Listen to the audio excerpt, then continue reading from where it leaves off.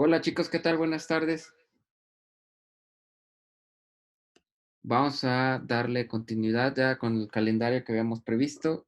Hasta ahora todavía no nos han informado cómo se va a terminar el semestre y además también no han dicho cómo va a ser el proceso de evaluación. Por lo pronto, pues vamos a continuar de la misma manera, con la misma mecánica y vamos a continuar con los ejercicios. El día de hoy solamente traigo uno que vamos a revisar para que podamos hacerlo con calma, paso a paso, y de esa manera, pues, que no haya ningún error. En dado caso que nos llegase a cerrar el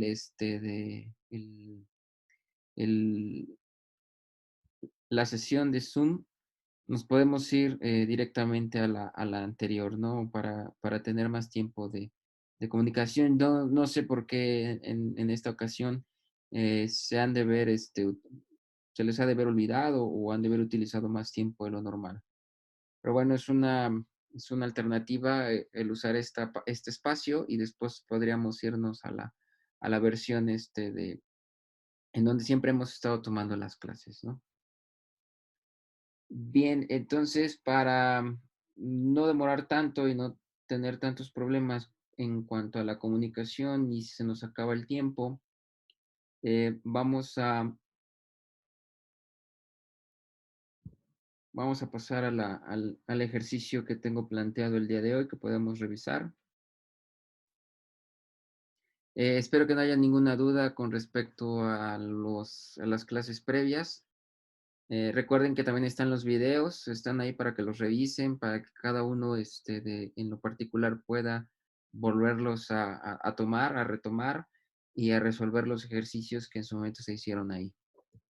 Esto, pues, evidentemente para que no haya ningún problema al momento de realizar el examen, si es que llegamos a manera presencial, ¿no? De todas maneras, en cuanto den el comunicado, pues yo estaría planeando, con base en ese comunicado, estaría planeando la forma de cómo cerrar el semestre. De entrada, pues se tendrá que comunicar de igual manera los profesores de laboratorio, quienes son los que entregarían el 30% de su calificación. Ya lo demás se los haré llegar en su momento para cómo vamos a evaluar la parte teórica.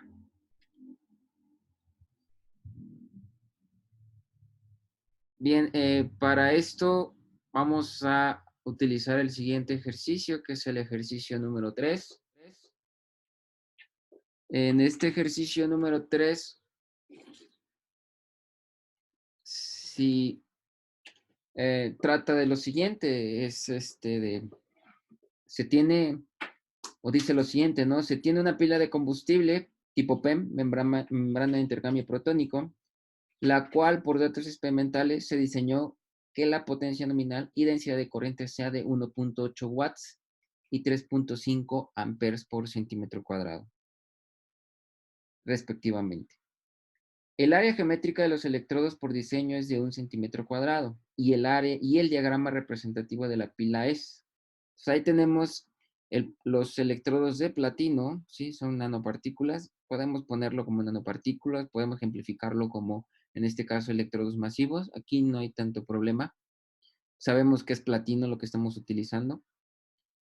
Vamos a utilizar una membrana de tipo PEM.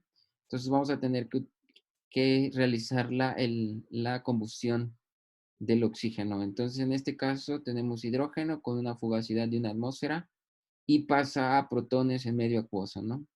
Y de ahí tenemos en medio la membrana, por eso se pone ahí en medio la membrana, que sería el electrolito, y posteriormente tenemos el oxígeno con una fugacidad de 0.5 atmósferas.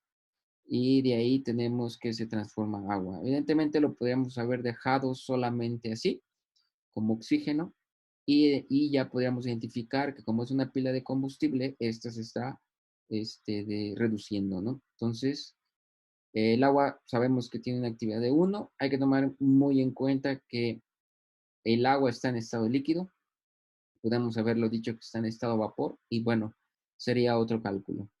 Y de ahí terminamos con el cátodo, que sería un electrodo de platino, ¿no? La temperatura aproximadamente lo podemos tomar a 25 grados centígrados y de manera continua en el ejercicio nos indica lo siguiente. En condiciones de operación se alimenta hidrógeno gaseoso con un gasto de 25 mililitros por minuto, una presión de una atmósfera. Ya lo está indicando en el diagrama. La pila de combustible entrega una densidad de corriente y potencial de 2.449 amperes por centímetro cuadrado y 0.481 voltios, respectivamente, durante un tiempo de operación de una hora.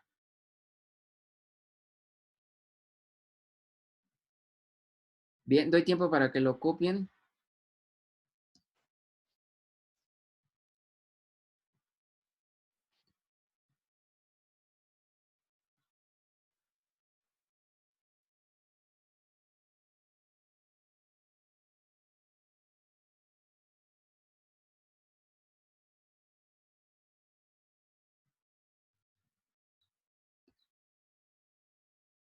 Y bueno, a los que no alcancé a saludar, pues buenas tardes, ¿no?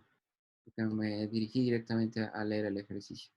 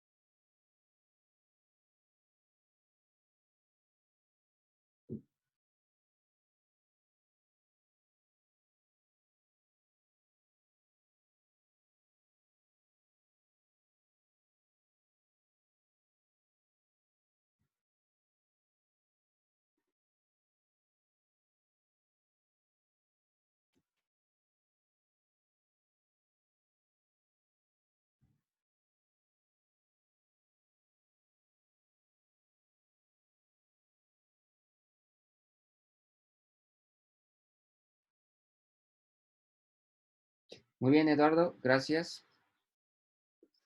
¿Alguien más ya copió esta primera diapositiva? Ok,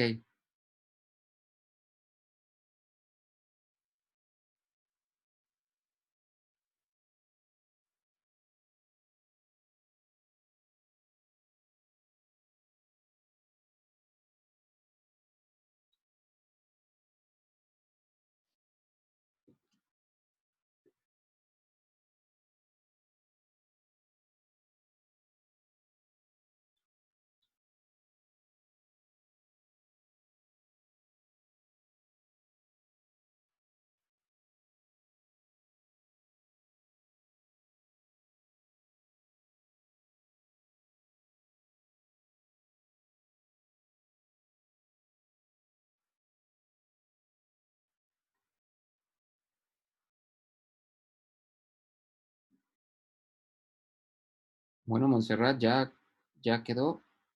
Bueno, la que tiene como nombre en su sesión García Lizarde. Ok, bien, entonces nos dan los siguientes datos, ¿ok? Nos dan los datos termodinámicos de formación, la delta H de formación de cada uno de los compuestos, la delta S de formación de cada uno de los compuestos. Ojo, esto está con base en la reacción global.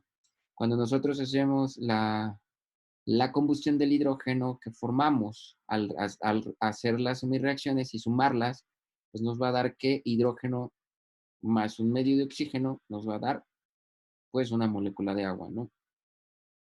Y ahí nos indican unas notas, ¿no? Que la velocidad pues es mol por segundo y es el flujo molar. Y también tenemos de que ese pues es el potencial de equilibrio, ¿no?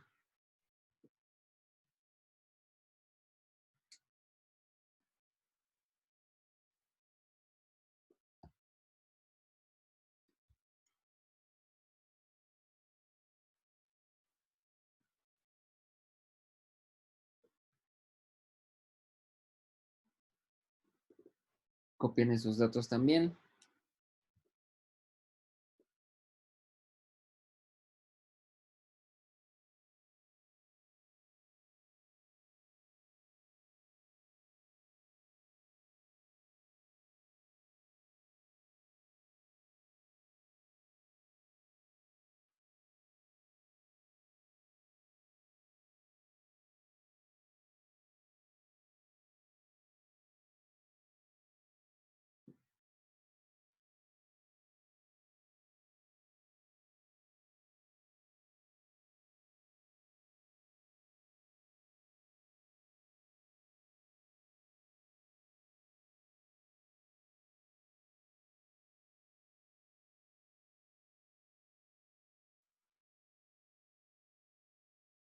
Ya, ok.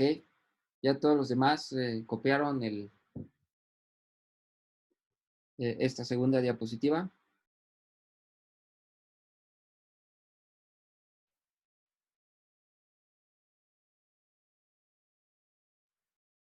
Bueno, muy bien. Listo, ok. De este ejercicio nos piden lo siguiente. Nos piden la eficiencia termodinámica con base en la tabla 1 que les acabo de pasar previamente. El inciso B nos dice la eficiencia en voltaje considerando la relación E de operación entre E de celda, ¿no? Potencial de celda. Inciso C, la eficiencia de combustión con respecto a hidrógeno considere la relación eficiencia de combustible desigual a el flujo molar teórico entre el flujo molar real. Inciso D, calcule la eficiencia considerando la definición, la eficiencia total, considerando la definición es la eficiencia termodinámica multiplicada por la eficiencia de voltaje y multiplicada a su vez por la eficiencia de combustible. Recuerden que si las eficiencias termodinámicas en todos estos tres parámetros o en estas tres eficiencias sean igual a 1, pues la eficiencia total podría ser igual a 1, pero sabemos que eso no es posible, ¿no? Y finalmente se desea diseñar una pila para cubrir un consumo de baja potencia de 13 watt hora. Proponga el arreglo adecuado para cubrir la demanda, justificando el arreglo y el número de monoceldas.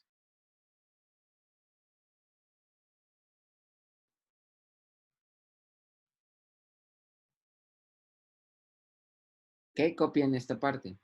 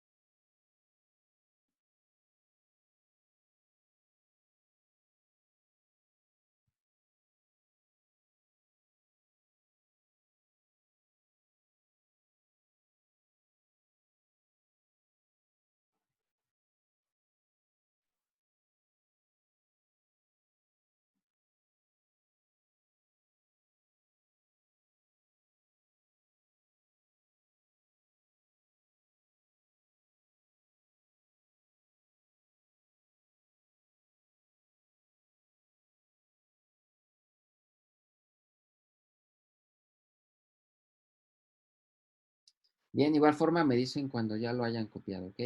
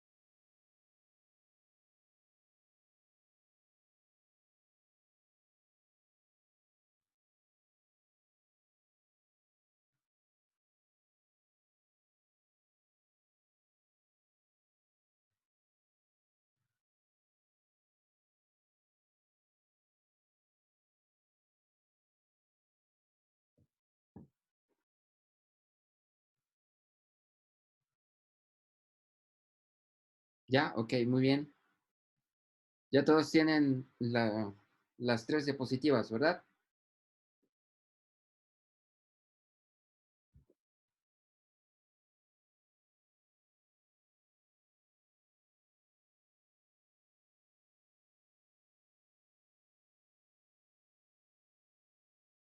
Muy bien, entonces vamos a realizar el ejercicio. Voy a dejar de compartir esta pantalla. Ahora me voy a ir a compartir en donde tenemos el ejercicio y pues evidentemente los vamos a ir haciendo sin ningún problema. ¿Ok?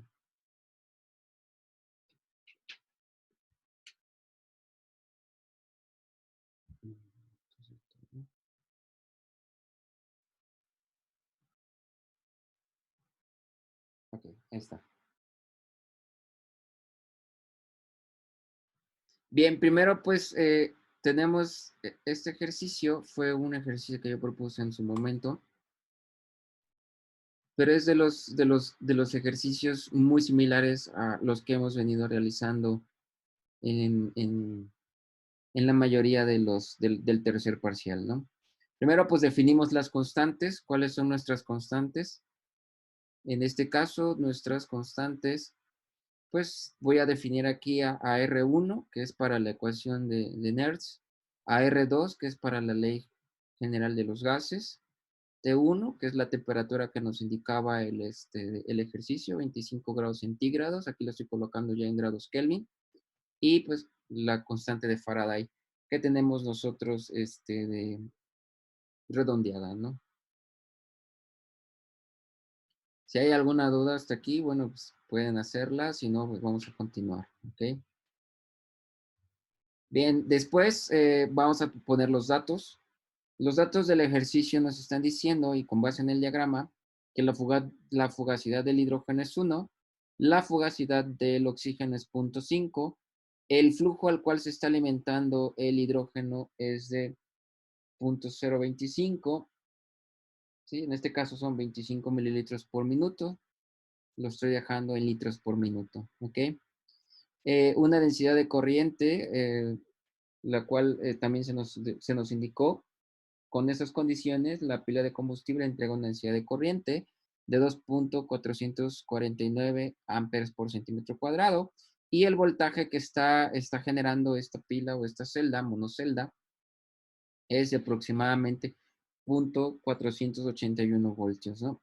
También agregamos una nota, nuestra área de diseño de los electrodos, donde estoy colocando yo mis electrodos, es es de 1 centímetro cuadrado. Entonces mi área geométrica es de 1, ¿no? También nos están dando los compuestos. ¿Cuáles son esos compuestos? Recuerden que con base en el diagrama, pues yo voy a poner que el 1 es el hidrógeno, el 2 es el oxígeno y el 3 es el agua. O sea, hidrógeno más un medio de oxígeno me va a dar agua en la reacción global. Entonces, los coeficientes estequiométricos, recuerden que para reactivos son negativos y para productos es positivos. Lo voy a colocar como -1 para el hidrógeno, -1 medio para el oxígeno y 1 para el agua, ¿no? Y ahora sí, ya coloco las delta H de formación y las deltas S de formación de cada uno de estos compuestos. En el del hidrógeno es 0, en el del oxígeno es 0, en el del agua es 285.83 con signo negativo. Eso lo tomé de la tabla, ¿ok? La delta S de formación a condiciones estándar, pues para el hidrógeno es de 130.57, para el oxígeno 205.04 y para el del agua 69.95. Recuerden que ambas unidades no son las mismas. Para la delta H de formación es kilojoule sobre mol y para la delta H de formación, la delta S de formación, perdón, es joule sobre mol Kelvin, ¿ok? Entonces, para el inciso A nos vamos a basar en la tabla. Estos son los datos de la tabla 1, los estoy marcando aquí. Y con base en esta tabla vamos a tomar en cuenta la ley de Hess. Para la delta H de reacción, voy a tomar evidentemente la reacción global. Voy a escribir cuál es la reacción global aquí. De acuerdo a esto, yo tengo que hidrógeno más un medio de oxígeno me va a dar una mol de agua, ¿no? Esa es la reacción que está ocurriendo de manera global, y haciendo la suma. Recuerden que como es una celda de tipo PEM, pues esta ocurre en medio ácido, ¿ok? ¿Por qué? Porque las condiciones de la membrana intercambian protones. Al intercambiar protones, nosotros estamos tomando en cuenta que con eso hemos descrito la reacción a qué condiciones se está llevando, o sea, a qué condiciones de pH. Y en este caso, pues, las condiciones de pH son en condiciones ácidas. Entonces, con base a la reacción global, ¿sí? Aquí está el -1 del hidrógeno, el -1 medio o -0.5 del oxígeno y una mol de agua, ¿no? Entonces, para el inciso A, lo pueden ir haciendo ustedes. Voy a tomar la sumatoria de todos estos desde 1 hasta 3, ¿sí? Estoy definiendo desde 1 hasta 3 y lo voy a multiplicar por 1000 para que me dé en joules por mol, ¿ok? Entonces, hagan este primer cálculo, ¿sí? Determinen, o sea, multipliquen -1 por delta HF, que es 0, menos 0.5 por 0 y 1 por menos 285.83. Al multiplicarlo por 1000, pues evidentemente como los otros dos son ceros, me va a dar menos 285.83. ¿Sí? Verifiquen este cálculo nada más.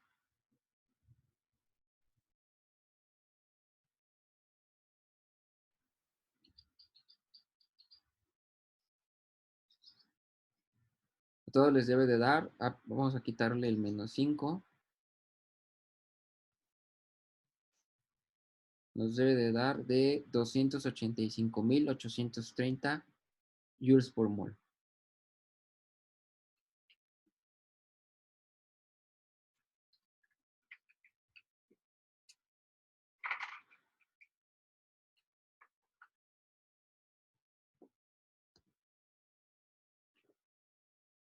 ¿Sí? A todos les da ese valor. Les digo, o sea, los valores de delta H, los anteriores son 0, por lo tanto, de la multiplicación, pues nos va a dar menos 285.830 joules por mol. El siguiente, pues es exactamente igual, ¿sí? ¿Por qué por 1000? Bueno, Carla, acuérdate que acá estoy dando yo en kilojoules por mol, o sea, estas unidades en la tabla eran en kilojoules por mol. Para tratar de homogenizarlo con respecto a la delta S de formación, o sea, la entropía, yo lo tengo el joules sobre mol Kelvin, ¿no? Entonces, para homogenizar estas unidades, las dejo en joules, ¿ok? Bien, entonces la delta S de formación es exactamente la misma, nada más que aquí sí tengo valores para el hidrógeno, para el oxígeno y para el agua. Entonces, en este caso, no lo voy a multiplicar por 1000 porque ya está en joules, ¿sí? Y verifiquen el cálculo, ¿no? A mí me está dando de menos 163.14 joules Kelvin por mol. O sea, menos 1 por 130.57, menos 0.5 por 205.04 y más 1 por 69.95, ¿no? Entonces, el valor aproximadamente les tiene que dar de menos 163.14.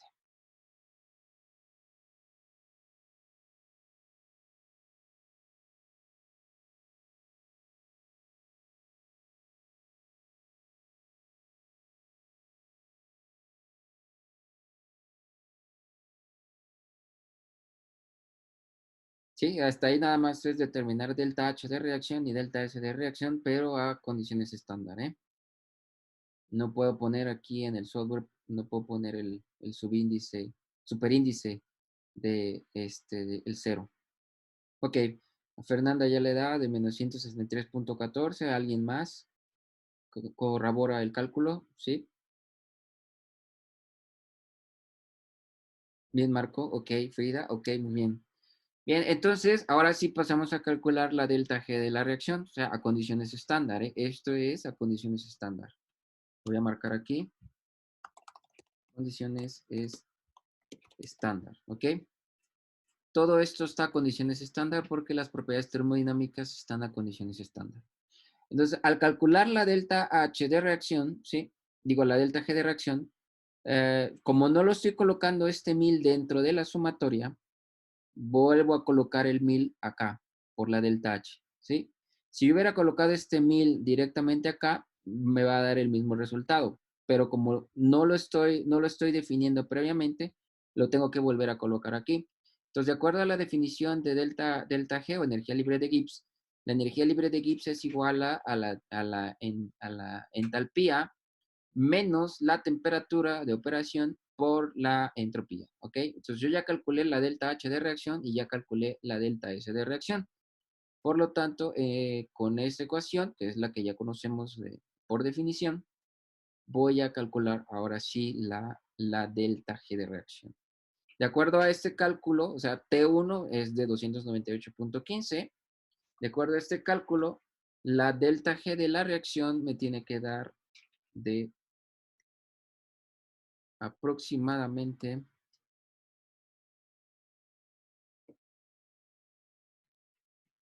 este valor. Lo voy a dejar igual por 10 a la 6. ¿Ok? Voy a disminuir un poquito el número de décimas después del punto. Puedo dejar con una décima, no hay problema. Entonces, de acuerdo a este cálculo, la delta G de reacción a condiciones estándar me está dando de menos 237.189.8. Voy a aumentar un poquito más porque las otras veces me han pedido también que suba un poquito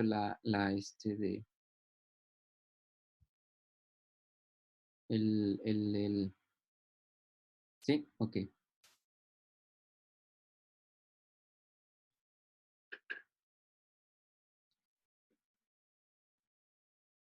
Muy bien, entonces nos da de menos 237.189.8. Son las mismas unidades que la delta H, ¿sí? Mismas unidades. Ojo aquí porque estas son las unidades que hemos estado manejando cuando queremos determinar el potencial de celda y más bien del potencial de celda queremos calcular de la energía libre de Gibbs. ¿Cómo voy a comprobar si efectivamente este valor es correcto, ¿no? Con todos estos cálculos que acabamos de hacer. Bueno, la comprobación para verificar que efectivamente esto es correcto. Recuerden que para determinar el potencial de celda, o sea, el potencial de celda, condiciones estándar de esta reacción, hay que tomar en cuenta quién se reduce y quién se oxida. Y de ahí, con los valores que tengo por semi-reacción, calculo el potencial estándar de celda. Pero en este caso, me puedo valer en que esta es la delta G de la reacción, o sea, de esta reacción que tenemos aquí. Y sabiendo cuántos electrones se transfieren en total para, para el cálculo de la energía, en este caso son 2 electrones porque al del oxígeno lo estoy dividiendo entre 2, ¿sí? O multiplicándolo por un medio.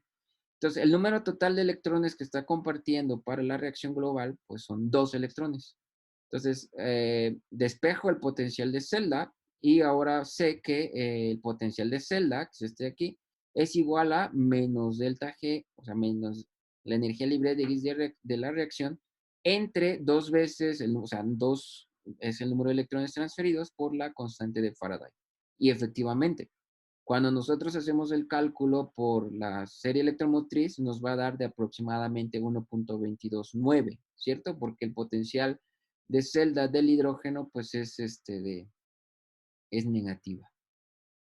Digo, es cero. Entonces, no coloco el signo negativo del otro lado porque esto es para la reacción, potencial de celda para la reacción en, en el sentido galvánico, ¿ok? O sea, concuerda exactamente, la reacción es espontánea y me va a estar entregando 1.23 voltios como si lo hiciéramos con la serie electromotriz. Entonces, una vez comprobado que teniendo en cuenta la serie electromotriz y observando el cálculo que son iguales, llego a la conclusión de que efectivamente esta delta G es la correcta basándonos en las propiedades termodinámicas de formación. Y bueno, utilizo la definición de la eficiencia termodinámica. La eficiencia termodinámica la había yo comentado la vez pasada, era tomar en cuenta la energía libre de Gibbs con respecto a la delta, la entalpía de reacción, ¿sí? Evidentemente, como este está en kilojoules, desde acá en el cálculo, lo tengo que seguir multiplicando por 1000. Entonces, al hacer esta racionalización, delta G entre delta H, ¿sí? Me va a dar una eficiencia termodinámica de 0.83. Y ese sería el primer inciso. Recuerden que esto también en la comprobación potencial de celda es igual al potencial de la reacción que se lleva a cabo en el cátodo menos la reacción que se lleva a cabo en el ánodo, ¿sí? Entonces, si en dado caso nos pidiesen calcular una de las dos después de esta igualdad con respecto a su definición, ya teniendo este valor y teniendo el otro valor en la reacción general, por ejemplo, si yo tengo potencial de celda a condiciones estándar, lo estoy diciendo, no lo puedo escribir, y voy a tener el potencial de reducción de quién, del cátodo, lo voy a poner en minúsculo, menos el potencial de celda del ánodo, ¿verdad? Entonces, ya este valor a condiciones estándar lo obtengo de aquí, y si tengo el del ánodo, si tengo del cátodo, puedo calcular el otro que no tenga, ¿no? Entonces, es una forma también de llegar al potencial de celda de reducción, ¿sí? De reducción para la reacción que esté sucediendo en el ánodo o en el cátodo. ¿Ok?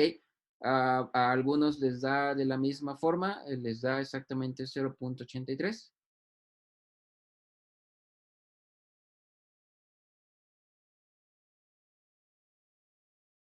Ok, a Marco de la Concha le da exactamente 0.83. Ok, sí, ok.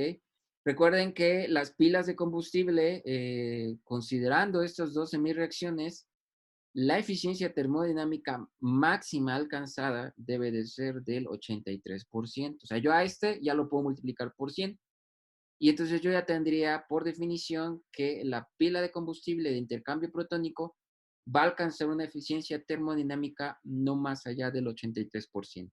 Y entonces ahí recae la eficiencia en los otros dos de parámetros que vienen en los incisos B y C. Bueno, me está pidiendo que nos quedan 4 minutos. Vamos a cambiarnos al aula esperando que ya hayan liberado esa aula. ¿Sí? Y si en dado caso logro conectarme, les vuelvo a colocar en el Google Classroom que estamos en esa sala. Bueno, muy bien, no han liberado la sala virtual. Vamos a continuar, ¿no? El siguiente inciso. Mientras-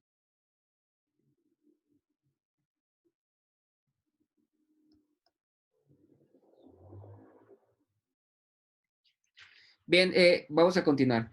En el siguiente inciso, pues efectivamente nos están pidiendo la eficiencia de voltaje. Aquí hay que tomar en cuenta que la definición para la eficiencia de voltaje, pues es potencial de operación entre el potencial de celda, ¿sí? Entonces, nuestro potencial a condiciones estándar, pues concuerda exactamente con el valor que colocamos nosotros previamente para comprobar que la delta G era correcta. Es aproximadamente 1.23, 1.229 voltios, ¿no? Entonces, en este sentido, lo que vamos a hacer ahora es definir la ecuación de Nernst.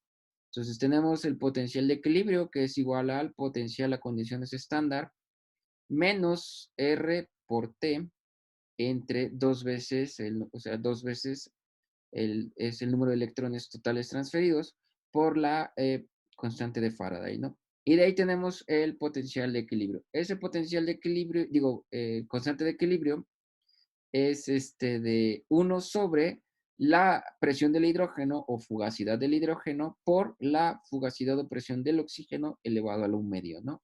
Con base a nuestra reacción global, ¿sí? Entonces, con este camino vamos ahora a calcular el potencial de equilibrio, porque el potencial de operación es el que nos está dando ya el ejercicio, que es a las condiciones de trabajo a la cual suministramos nosotros el hidrógeno, pues la celda de combustible nos estaba dando de 0.481 voltios.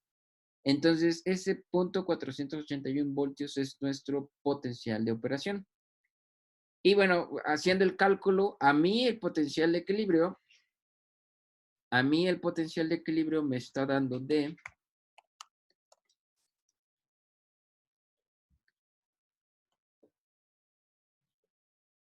les digo,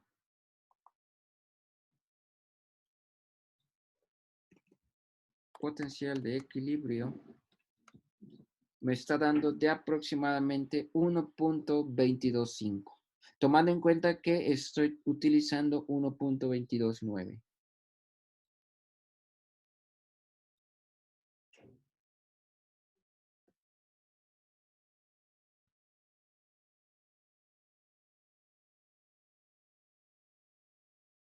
¿Sí?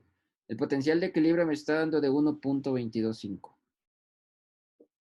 con base en esta definición que les acabo de decir.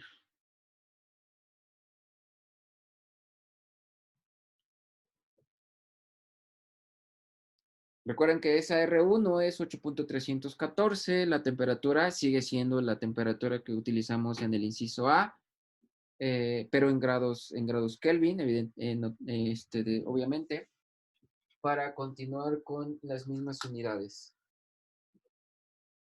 Sí, bueno, a Marco de la Concha dice que sí le da de 1.225. Recuerden que con base en nuestra reacción global nos dice que la constante de equilibrio va a ser igual a ¿qué? A la actividad del agua dividida entre la actividad del hidrógeno, como en este caso es un gas, va a ser la fugacidad del hidrógeno por la fugacidad del oxígeno, que es un gas, elevado a la ¿qué? A la 1/2. Los otros tienen coeficientes estequiométricos de 1, ¿verdad? Es más, yo pude haber aquí puesto estos valores que tengo acá, ¿sí? Y MATCAD me hubiera resuelto muy bien la definición que estoy dando. Muy bien, a todos les da de 1.225, ¿sí? Están utilizando 4 décimas. ¿Está bien? Muy bien, a todos espero que les haya dado este valor, 1.225.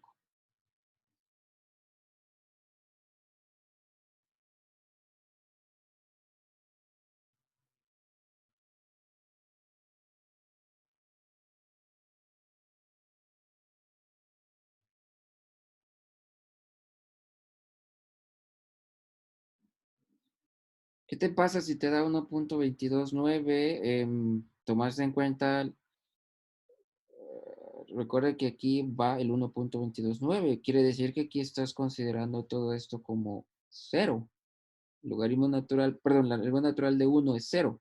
Por eso te da cero y te da igual, 1.229.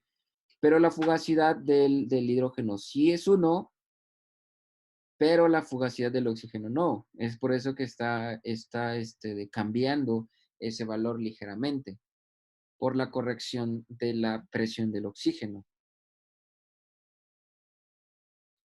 Si la fugacidad del hidrógeno y del oxígeno fuera 1, entonces sí, el potencial de equilibrio sería igual al potencial de la celda a condiciones estándar, 1.229. Pero el oxígeno está siendo producido con una presión de 0.5 atmósferas, entonces no tiene que dar exactamente igual ese valor. Matemáticamente no daría. Ok. Bien, entonces ya con base en esto, en este valor, ¿sí? Ya 1.229, yo podría calcular mi eficiencia de voltaje. Mi eficiencia de voltaje sería, ya por definición, potencial de operación. Ese potencial de operación es el que nos dieron con anterioridad, es este de aquí, 0.481 voltios, dividida entre el potencial de equilibrio, que es este de acá. Entonces, si estos dos fueran exactamente los mismos que está entregando el sistema, pues tendríamos aquí una eficiencia de 1, pero al hacer el cálculo nos está dando de 0.393.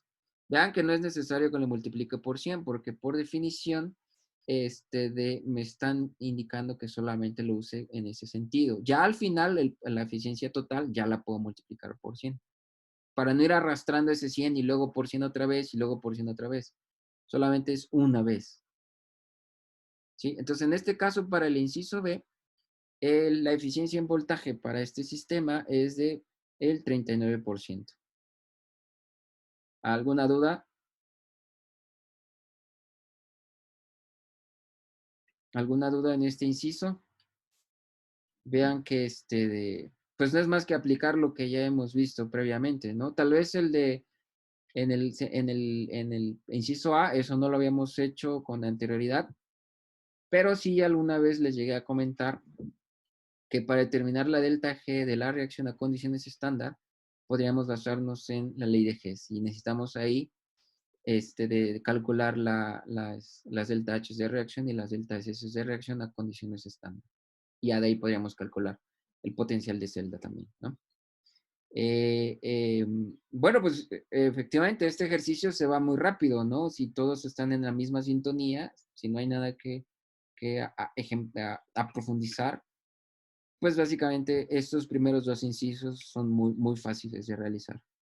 Y bueno, por ahí se darán cuenta, tal vez lo vieron en alguno de los ejercicios que luego a veces ustedes se comparten entre compañeros y pues se darán cuenta que este examen como estaba propuesto no era un reto tan sofisticado como pareciera, ¿no?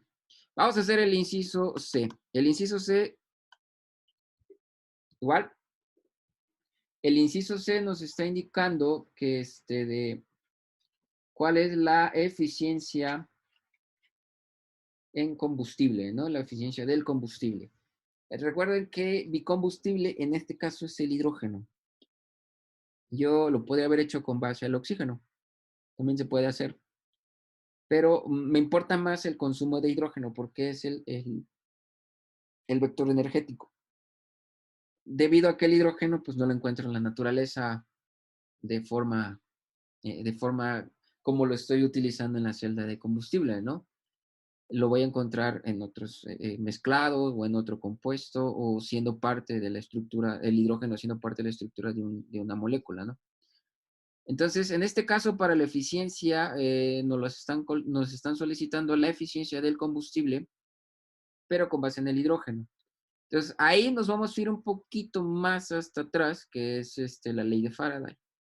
Para la ley de Faraday, recuerden que hay que calcular primero con base, primero tengo que convertir el flujo que me está entregando, el cual más bien estoy suministrando yo al sistema, el flujo del hidrógeno. El flujo del hidrógeno fue de 25 mililitros por minuto, ¿sí? Hay que convertirlo a mol por segundo. ¿Por qué? Porque con base en la ley de Faraday, si yo sustituyo con base en la ley de Faraday solamente la densidad de corriente dividida entre N por F, claro, tengo que afectarlo por el área geométrica para tener intensidad, ¿sí? Y esto ya estaría, de acuerdo a la nota que teníamos en un principio, en mols por segundo, ¿cierto? Esta conversión que tengo aquí de densidad de corriente por área geométrica me va a dar la intensidad de corriente dividida entre dos veces, o sea, dos veces son los electrones que se transfieren. Ojo, aquí es muy importante. Dos electrones son los que se transfieren en la semirreacción del hidrógeno. No quiere decir que voy a sustituir dos electrones porque lo vengo arrastrando desde atrás. Recuerden mucho que para el consumo energético o la producción en voltaje, en la ecuación de Nernst, son los moles totales de las semirreacciones cuando las sumo, ¿sí? Y en la ley de Faraday, solamente es el número de electrones que se transfieren en la semirreacción. Entonces, haciendo puntual esto, yo puedo determinar el flujo molar teórico, ¿sí? El flujo molar teórico con base en quién? Con base en la ley de Faraday. ¿Por qué? Porque es mol por segundo. Estas unidades, al convertir esto, al hacer esta racionalización, me da en mol por segundo. Entonces, este es el teórico. Si yo estoy si la celda de combustible me está dando una densidad de corriente de tal, ¿cuál es el flujo que debería de estar consumiéndose? Es por ello que se hace el cálculo con base a la densidad de corriente, el teórico. Ahora, el real, pues yo estoy suministrando una cantidad en litros por minuto. Entonces, esos litros por minuto los tengo que convertir a moles por segundo. Y para eso yo necesito utilizar, ahora sí, ¿cuál? Pues la ley de los gases ideales, ¿no? Con base en la ley de los gases ideales, voy a convertir litros por minuto a moles por segundo. ¿Sí? Entonces, mi volumen no va a ser un volumen solamente en litros, va a ser un volumen con respecto al tiempo, un flujo. Si en la ecuación de la ley de los gases, en lugar de sustituir volumen, sustituyo ese volumen por un flujo másico, estoy ahora calculando el flujo másico que estoy administrando, y en este caso el flujo molar que estoy suministrando de hidrógeno. Entonces, mi fugacidad del hidrógeno es de 1. El flujo al cual lo estoy suministrando es en litros por minuto, 25 mililitros por minuto. Y bueno, yo en este caso, esta V ya la había pasado a litros por minuto, ¿cierto? En un principio ya había colocado 0.025 litros por minuto.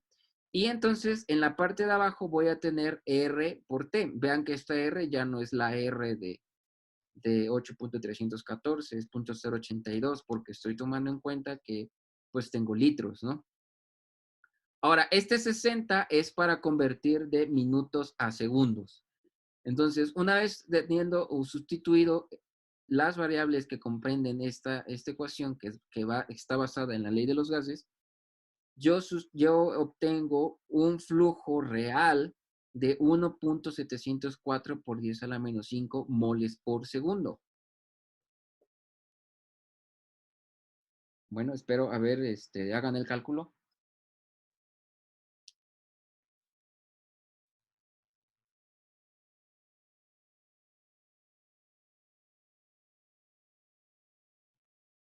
¿Sí? Entonces, hagan el análisis dimensional.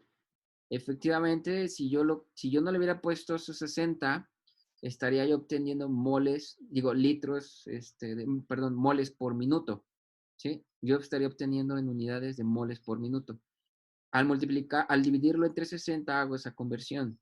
Ahora, mi flujo teórico que proviene de la ley de Faraday,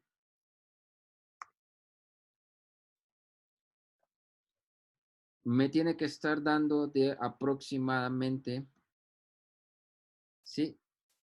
1.269 por 10 a la menos 5, mismas unidades, moles por segundo.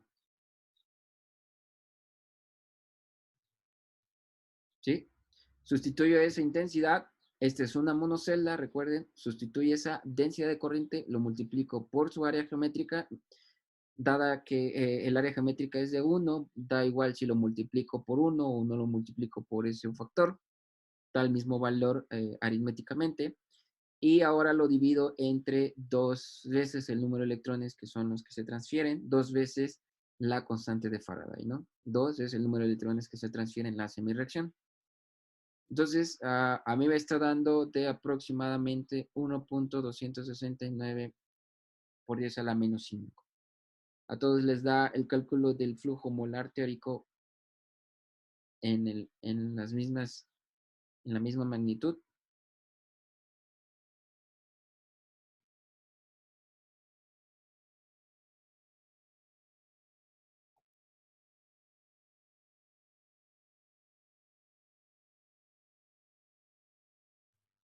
¿Hasta que hay alguna duda de por qué hicimos esa forma del flujo real y el flujo teórico?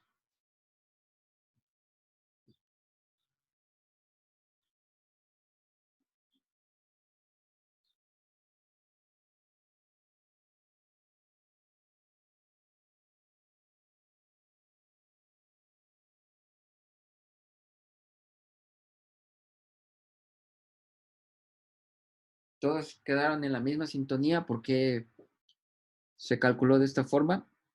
Flujo real, recuerde, es lo que yo estoy suministrando al sistema.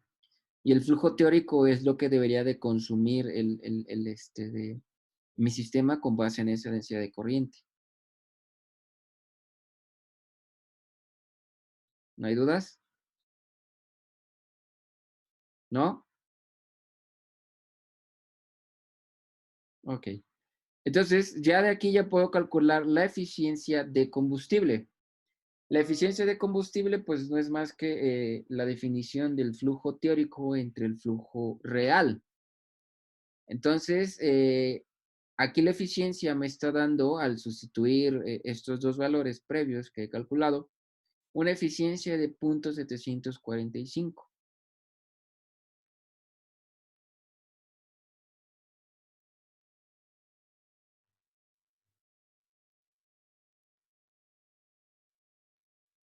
Sí, espero que me espero un momento en lo que ustedes hacen el cálculo.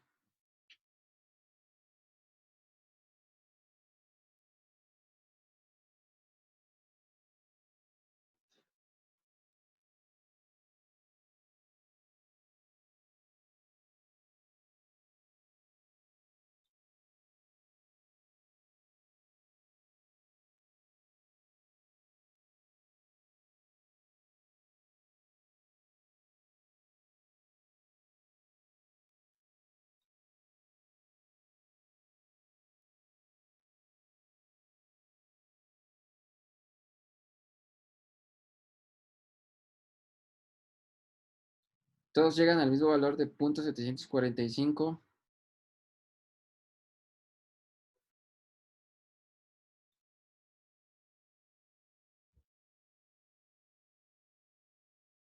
Miguel dice que sí. Me sigo esperando.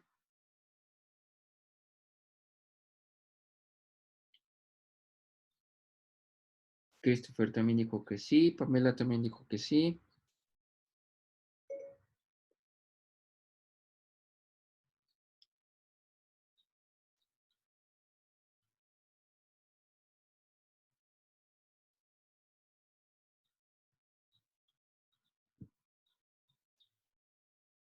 Carla también acaba de decir que sí.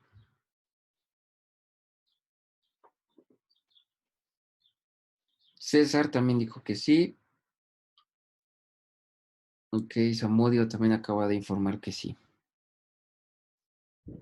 Ahora, hasta aquí ya tenemos las tres eficiencias para hacer el inciso D.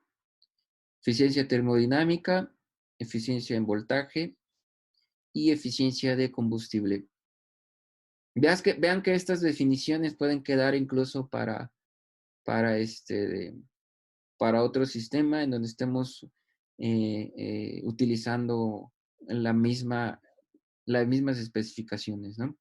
Cómo determinar la eficiencia termodinámica total, perdón, la eficiencia total de una pila de combustible. Y en este caso, pues, cómo tratarlos si los combustibles que se suministran es en estado gaseoso, ¿no? En el otro sentido, habría que revisar si es en flujo, en líquido, ¿no? Bien, entonces, para el inciso C, pues, no es más que multiplicar la eficiencia termodinámica, la eficiencia en voltaje y la eficiencia de combustible. Vean que estos valores, al multiplicarlos, ahora sí ya los puedo yo de multiplicar todos por 100 para obtenerlo en términos de porcentaje, ¿sí? Y la eficiencia total de esta pila, pues es muy baja, ¿no? Con base en estos cálculos nos está entregando que la eficiencia total de esta batería, pila de combustible, es de aproximadamente el 24%. Entonces, vean que si en algún momento dado en las prácticas han tenido dudas, más los chicos que ya han recursado la materia, porque sí no quiero indicarlo de esta forma, pero como esta emergencia sanitaria nos hizo aislarnos de la escuela, pues los demás compañeros que apenas estaban tomando la materia como primera vez, no lo vislumbrarían de la misma forma. Entonces, estos son básicamente algunos de los parámetros del por qué una pila de combustible puede disminuir en eficiencia. ¿Qué quiere decir? Que la eficiencia termodinámica no la voy a cambiar, no la voy a poder mover. Recuerden que eso es muy difícil de modificar una eficiencia termodinámica, es muy difícil. Este, de, pero los otros dos sí tienen mucho que ver. Y además de que es muy probable que el potencial de operación, en este caso, que es básicamente muy bajo comparado con el del equilibrio, el de operación, perdón, es de 0.481 y el de equilibrio es de 0.393, es mayor el de operación. ¿Por qué? Porque recuerden que hay factores que involucran en este potencial de celda de operación, que es exactamente la misma definición que lo habíamos hecho para los otros dos ejercicios previos, ¿no? En donde tomamos en cuenta el valor del, del potencial de celda, tomamos en cuenta las sobretensiones en cada uno de los electrodos, también tomamos en cuenta la resistencia de la membrana, también tomamos en cuenta la resistencia de las conexiones, ¿no? Aquí yo ya solamente estoy englobando un solo valor, ¿ok? Entonces, en este caso, pues la eficiencia, la eficiencia que debemos de incrementar, pues debería de ser la de voltaje y la de corriente, ¿no? Porque la de corriente también está siendo muy, muy pequeña en comparación con el flujo real que estoy suministrando. Entonces, al tratar de eficientar estos dos, pues voy a poder eficientar la eficiencia total de la batería de una sola monocelda. Aunque la corriente va a depender mucho de la concentración, o sea, de la cinética, en este caso del material, y el voltaje va a depender mucho de las conexiones, ¿no? El medio de acuoso o la membrana que estoy utilizando como electrolito, son factores que influyen también dentro de la eficiencia total. Entonces, al determinar esta eficiencia total, pues ya tengo una idea de por qué es muy baja, ¿no? Una vez que en las prácticas ustedes determinen esta eficiencia en la carga y en la descarga, ¿no?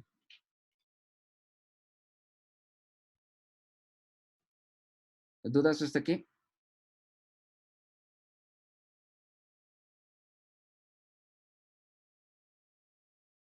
¿No hay dudas?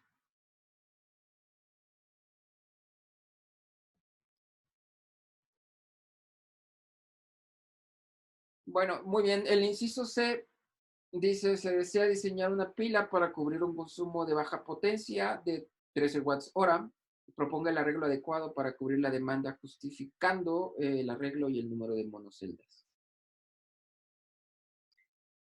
En este caso, no nos dicen qué requerimiento debe de tener, si se debe de maximizar la corriente o si se debe maximizar el potencial.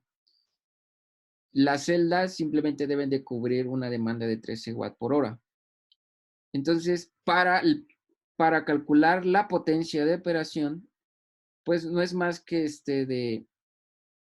con base en su definición, yo voy a tener que la potencia de operación pues es de la intensidad, ¿sí? La intensidad es esto, intensidad de corriente de la monocelda por su potencial de operación. Esa es una sola monocelda.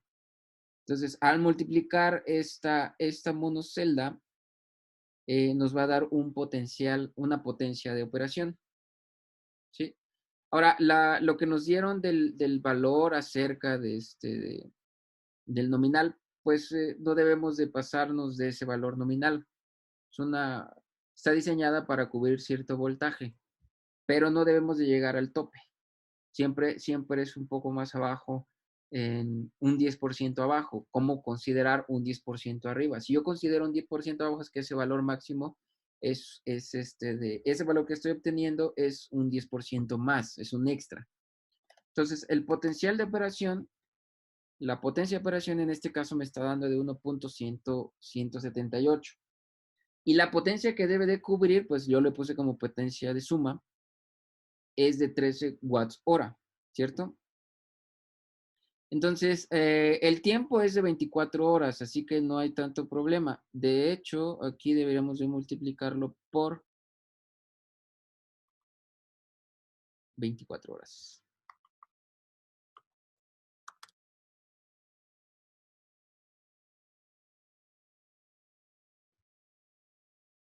Es muy bajo el consumo.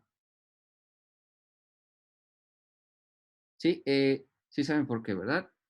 Es intensidad por voltaje me va a dar en watts, ¿verdad? Y multiplicado por 24 horas, si es que lo que quiero yo cubrir 24 horas, aunque no nos dicen, no nos dicen cuánto tiempo. Sí, puedo tomar una hora. Ya, me acordé. No nos dicen cuánto tiempo. Yo puedo considerar una hora. Entonces, tomo en cuenta una hora. ¿Ok? Al tomar en cuenta una hora, me va a dar de 1.178 watts hora. ¿Sí? Que ya es equivalente con las 13 watts hora de la potencia que me están dando. La potencia nominal, pues es 1.8. ¿Por qué 1.8? Porque ya nos estaban dando de 1.8 watts. Lo multiplico por esa misma hora y ya me está dando 1.8 watts hora. Ahora, aquí, ¿cómo justifico el arreglo? Bueno, en una hora, si yo quiero utilizar este sistema en una hora para después volver a recargar la batería, que me dé un consumo aproximadamente de una hora, yo lo podría haber hecho, lo podría haber diseñado para más tiempo, para 2 horas, para 3 horas, para 24 horas. Entonces debo de calcular el potencial que debería de entregar de esta celda. Entonces, en este caso, pues es 13 watts hora, no es mucho consumo, es baja potencia, y voy a tener 1.178 watts hora y 13 watts hora, que es lo que necesito de suministrar, consumir. Entonces, para hacer el número de celdas, yo voy a colocar, como lo hicimos esa vez con los sistemas de electrorefinación, voy a calcular la producción dividida entre una monocelda. ¿Cuánto me entrega una celda, no? Entonces, la potencia total, 13 watts, o consumo energético, 13 watts hora, dividida entre 1.178. Aproximadamente debo de conectar 11 monoceldas. O sea, son 11 monoceldas. Todavía no sé si necesito eficientar máxima corriente o eficientar máximo voltaje. Si yo hubiera utilizado la potencia nominal, ¿sí? Solamente necesitaría 7 monoceldas para cubrir 1.8. Pero no me están pidiendo que voy a cubrir el nominal, me están pidiendo que debo de cubrir el consumo de 13 watts por hora. Ahora, ¿cómo lo compruebo? Multiplico el número de celdas por la energía de cada una de las celdas y sí, efectivamente me da de 13. Veamos cuánto les da a ustedes, porque yo aquí lo estoy redondeando, ¿ok? Yo estoy redondeando el valor y pues 3 entre 1.178 no me va a dar 11, me va a dar menos.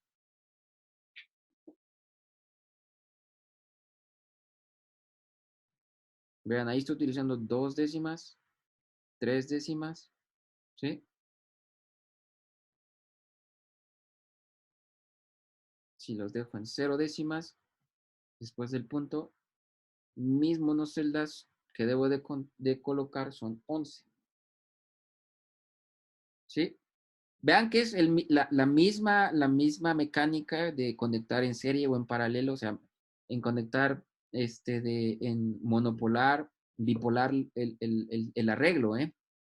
No pierdan ese detalle, es exactamente el mismo. La definición que les di en la clase pasada para determinar el consumo energético, incluso si nos pidieran cuántos watts por hora voy a obtener con base en el flujo de hidrógeno, ¿sí? Lo puedo hacer. En este caso no lo piden, el ejercicio no lo pide, pero sí lo podríamos hacer, ¿ok? Entonces, a mí sí efectivamente me da de 11, 11.035 lo puedo cerrar en 11 monoceldas. No me dice, no, es lo que les comentaba, no me dice si debo de maximizar la corriente o debo de maximizar el voltaje. Si debo de tener todas las corrientes que sumen o que todos los voltajes de esas monoceldas que sumen. Al final de cuentas, el potencial, el consumo energético es el mismo, ¿sí? El consumo energético en watts hora es el mismo. Ahora, yo puedo decir, las monoceldas van conectadas en serie para mantener la misma corriente y controlar el consumo de hidrógeno. Pero también puede haberlas conectados todas eso es una conexión bipolar. También puede haberlas conectado todas en una conexión monopolar, ¿sí? Que todas estén conectadas ánodo con ánodo y cátodo con cátodo. Y voy a obtener la misma potencia. ¿Sí queda clara esta parte?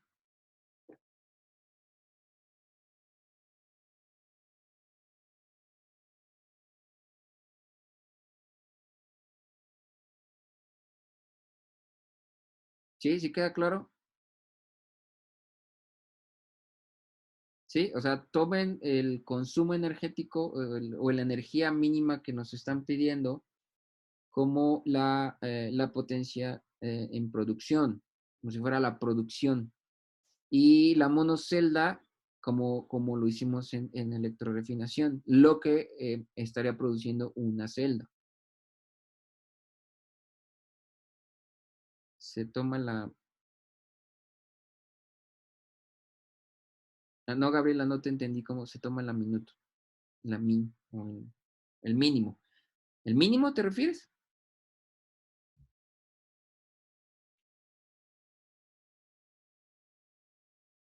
Ah, la mínima. Podríamos haberlo dejado en doce monoceldas y no pasa nada, ¿eh? Nos va a dar más potencia y estamos cubriendo los trece watts por hora, ¿sí? Para no sobrecargar o no llevar al máximo también las monoceldas. En este caso sí hay que tomar mucho en cuenta cuál es la energía que entrega por celda y hay que aumentarle un 10% más, ¿sí? Mi máximo debe de ser de 13 watts por hora, pero no voy a llevar las celdas hasta su máximo. Entonces, es una buena observación, el mínimo. Podemos decir que entregamos de una monocelda más y cubrimos la demanda sin llevar al 100% de consumo de cada celda, ¿eh? O sea, mínimo para cubrirlo me están diciendo que o sea, yo ya resolví el ejercicio porque nos están pidiendo para cubrir esa baja potencia, ¿sí? De 13 watts por hora. Si se me hubieran dicho, defina y dé un valor de diseño, cuántas monoceldas con base en un criterio, entonces ahora sí, con base en este criterio de que no voy a llevar las celdas al 100% a su potencia máxima, ¿sí? No las voy a llevar a su potencia máxima, puedo tomar un 10% más. Entonces, ahora sí, con base en ese 10% más, lo puedo colocar aquí en, en este valor. Entonces, 1.10. ¿Sí? Multiplico este valor de potencial de operación por 1.10. Y vean, o sea, con una celda, si con el consumo de la potencia me está dando normal, me está dando de 10, perdón, de 11 celdas, al tomar en cuenta este 10%, sí, efectivamente, no voy a sobrecargar las monoceldas al consumo máximo. ¿Sí me explico? O sea, yo 13 watts por hora es lo que necesito cubrir. Y si cada monocelda lo extiendo un poquito más allá del 10% para no reducirlo, para no disminuir, perdón, no debería de ser el 10%, debería de ser el 90%. Ah, sí, ahí está. Sí, no lo llevo al 100, lo dejo en 90 para tomar en cuenta ese 10% extra de tope, lo voy a utilizar el 90%. Entonces, sí debo de suministrar 12 monoceldas, debo tener 12 monoceldas conectadas. ¿Ok? Pero eso es en caso que nos estuvieran diciendo para no sobrecargar las monoceldas y llevarlas al 100% de consumo. ¿Sí? Si fuera el 100% de consumo, le coloco el 100 y me dan 11, pero las voy a llevar a un consumo del 90%, entonces con ese 90% del potencial de operación que entrega cada monocelda, yo necesito tener 12 monoceldas, ya sea en serie o en paralelo, sí, en serie o en paralelo, para cubrir los 13 watts por hora en una hora. ¿Ok?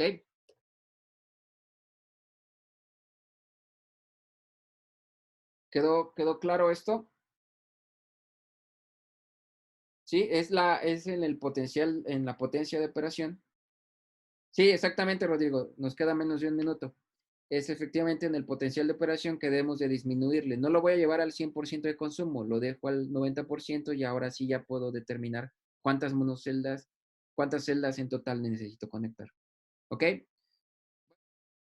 Bien, solo ya para terminar de decir algunas últimas precisiones,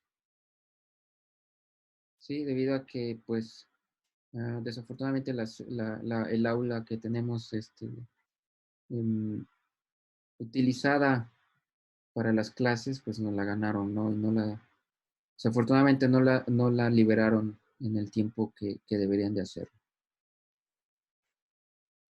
Bien, solamente para comentarles, pues sí, efectivamente, este cálculo es uno de los ejercicios ilustrativos de cómo podemos llevar en el mismo camino, em, ya sea producir energía y la conexión de las celdas, o utilizarla en un proceso industrial, ¿no? Mm, pues verán que hay que tomar mucho en, en consideración los cálculos que ya hemos hecho previamente, las definiciones previas también, ¿sí? Ya hicimos uno de electrorefinación. El ejercicio de electrodepositación va en el mismo sentido. También ya hicimos uno de sosa cloro, ¿sí? Ya hicimos ese ejercicio también de sosa cloro. Y este último que es energético, ¿no? Para conectar pilas de combustible en serie. Vamos a llamarlos propiamente en conexiones monopolares o bipolares, ¿no? Voy a buscar otros ejercicios que también tengan un grado de complejidad muy similar para que quede un poco más, pues, más ilustrativo hasta dónde puede alcanzar la parte de la electroquímica industrial. Recuerden que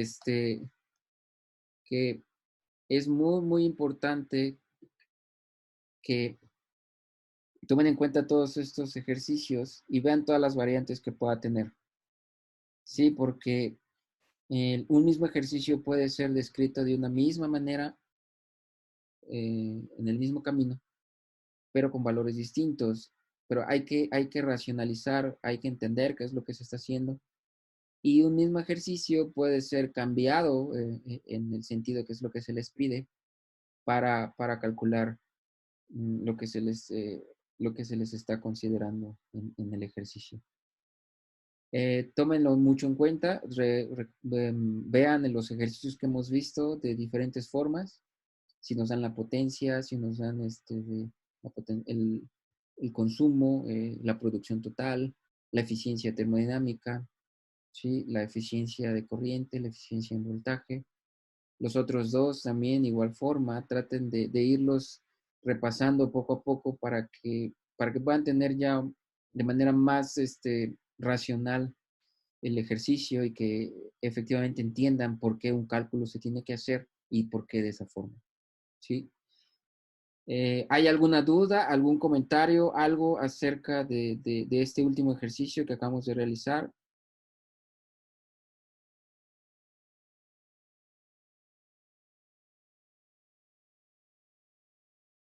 No hay dudas, chicos, no hay dudas de estos ejercicios. De todas formas, están los videos para que puedan volverlos a revisar. y hacer sus anotaciones, ¿no? Repásenlo. No sabemos todavía, no han dado el comunicado. Yo estaré al pendiente igual. En cuanto sepa yo algo del comunicado que tiene que dar el día de hoy el Instituto Politécnico para ver cómo cerramos el semestre, pues el mismo comunicado lo estaré yo comentando dentro de la sesión de Google Classroom, para que de esa forma pues todos estemos enterados de hacia dónde vamos y cómo vamos a cerrar el semestre. ¿Sí queda claro? Ok, ok, muy bien, Gabriela. Sí, muy bien. Entonces, si no hay ya ningún comentario, bueno, algunos apenas se están volviendo a conectar, simplemente para decirles que si tienen algunas dudas, pues si son dudas muy profundas, pues se pueden contactar conmigo. Si son dudas superficiales de cómo se hizo un cálculo, pueden revisar el video. Vean estos ejercicios que hemos realizado en estos 3 días, de cómo lo podemos racionalizar, cómo lo podemos entender de una manera, de otra, movemos variables, cambiamos parámetros, etcétera, etcétera. Porque básicamente los ejercicios son muy similares, no cambian mucho en algunas cosas, ¿sí?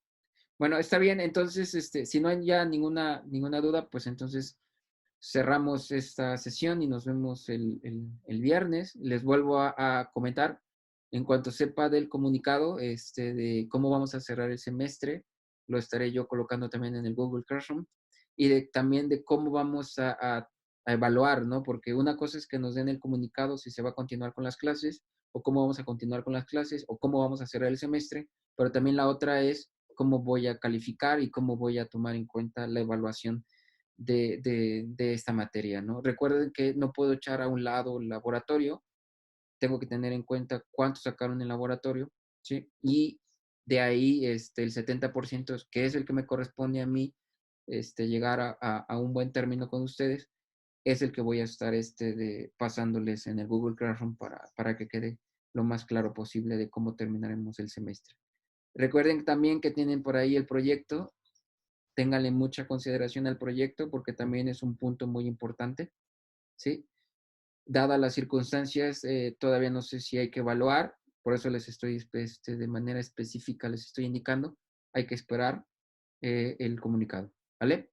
Muy bien, chicos, entonces, pues, que tengan linda noche, cuídense mucho y nos estamos viendo de nuevamente el viernes que viene, si no hay otra consideración que tomar, ¿vale? Cuídense mucho, chicos, hasta luego. Ahora sí nos despedimos. Bye, bye a todos, bye a todos, bye, cuídense, bye, bye, muy bien. Hasta luego, linda noche, bye.